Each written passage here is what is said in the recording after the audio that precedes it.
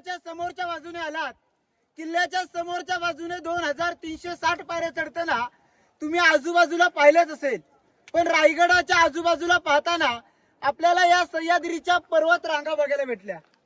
रायगडाच्या चारी दिशेला सह्याद्रीच्या पर्वत रांगा आहेत, पण या रायगडाला कोणतीही सह्याद्रीची पर्वत रांग टच किंवा जॉईंट नाहीये। एखाद्या कळीपासून जसं फुल उगवतं तसा रायगड हा एकाच खडकापासून उगून पावला, म्हणून राजधानीसाठी या रायगडची निवड केली। बघा, आपण आता किल्ल्याच्या समोरच्या बाजूला, पालखी दरवाज्यातून आपण किल्ल्याच्या पाठीमागच्या बाजूला जाणार आहोत। हे समोर जे आपल्याला तलाव दिसतोय, या तलावाचं नाव आहे गंगासागर तलाव। आपण पलीकडे पाहिलं हत्ती तलाव, हत्तींना पिण्यासाठी पाण्याचा वापर केला जायचा म्हणून ते हत्ती तलाव। आणि मग हे गंगासागर तलाव म्हणजे काय, तर छत्रपती शिवाजी महाराजांचा राज्याभिषेक या रायगड किल्ल्यावरती पहिला राज्याभिषेक झाला 6 जून 1674 ला। आज देखील आपल्या राजांचा राज्याभिषेक होतो, पण पहिल्या राज्याभिषेकला काशीवरनं गागा भट्ट आलेले।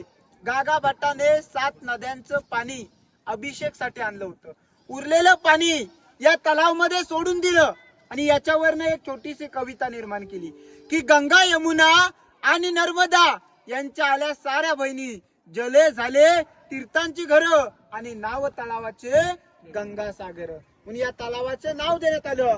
32 फूट खोल आहे, 32 फुटानंतरला आतमध्ये 2 विहिरी आहेत। रायगडावरती जरी 2 वर्ष पाऊस नाही ना पडला तरी गडावरती या तलावातलं पाणी कधी साठत नाही। गडावरती त्या काळापासून म्हणजे 8वी पिढी आज 22 घर आहेत। जसं आपलं गाव असतं ना तसं 22 घरांचं गडावरती गाव आहे। गडावरती येणारे पर्यटकांना पाणी या तलावातलंच वापरलं जातं। रोपवेला सुद्धा इथूनच पाणी पुरवलं जातं। जरी 2 वर्ष पाऊस नाही पडला तरी हे पाणी कधीच आटत नाही। सर्वात मोठं तलाव हे गंगासागर तलाव। पण या तलावाच्या समोर आपल्याला 2 स्तंभ दिसतात, इकडचा विजय स्तंभ आणि इकडे सप्त मनोरे। विजय स्तंभ म्हणजे काय, तर विजयाचं प्रतीक।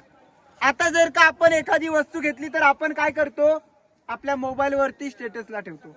पण त्या काळामध्ये काय केलं जायचं, आपल्या राजांनी कोणता गड किल्ला किंवा काही जिंकून आले की याच्या 7व्या मजल्यावरती एक भला मोठा भगवा ध्वज फडकवला जात होता। 7व्या मजल्यावरती भगवा ध्वज फडकवला की आजूबाजूच्या गावखेड्यांना माहिती पडलं जात होतं की आपल्या राजांनी कोणता तरी आज गड किल्ला जिंकलेला आहे, म्हणून त्याला विजय स्तंभ म्हटलेला आहे। बाजूला सप्त मनोरे, शिवाजी महाराजांच्या राण्या संध्याकाळच्या वेळी थंड हवा खाण्यासाठी त्याचा वापर करायचा, म्हणून त्याला सप्त मनोरे असं म्हटलेलं आहे। बाजूला आता आपण पालखी दरवाजा पाहण्यासाठी जाऊया आणि पालखी दरवाज्यातनं आतमध्ये आपण